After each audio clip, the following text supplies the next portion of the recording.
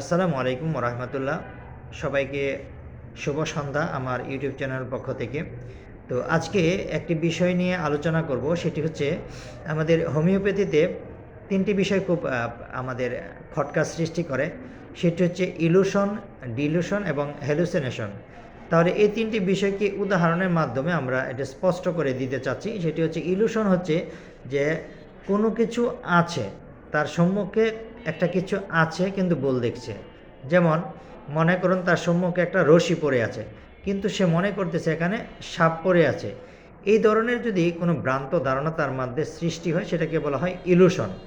এখন আমরা ইলুশন বিষয়টাকে স্পষ্টভাবে ক্লিয়ার হলাম। তাহলে ডিলুশন বিষয়টা কি? ডিলুশন হচ্ছে তার সামনে কোনো কিছুই নেই, অথচ সে মনে করতেছে সামনে কোনো কিছু পড়ে আছে। তাহলে তার সামনে কিছু আছে, যেমন মনে করেন তার সামনে রশি টশি কোনো কিছুই নেই, কিন্তু সে মনে করতেছে এখানে সাপ পড়ে আছে। এই যে একটা ভ্রান্ত ধারণা, এটাকে বলা হয় ডিলুশন। তাহলে আমরা জানলাম ইলুশন এবং ডিলুশন দুটি বিষয়কে। এখন আরেকটি বিষয় থেকে হচ্ছে হ্যালুসিনেশন। সে মনে করে সে যেন হিউম্যান পাওয়ার, অর্থাৎ সে যেন কারো কন্ট্রোলে আন্ডার কন্ট্রোল রয়েছে, সে যেন কারো আন্ডারে রয়েছে, অর্থাৎ কারো তত্ত্বাবধানে রয়েছে। সেটা হচ্ছে সৃষ্টিকর্তার আন্ডারে হতে পারে, মুসলমানদের ক্ষেত্রে আল্লাহ তাআলা, আল্লাহ রাব্বুল আলামিনের তার আন্ডারে থাকতে পারে। যদি হিন্দুদের ক্ষেত্রে হয় তাহলে হয়তো কোনো দেবদেবীর আন্ডারে রয়েছে।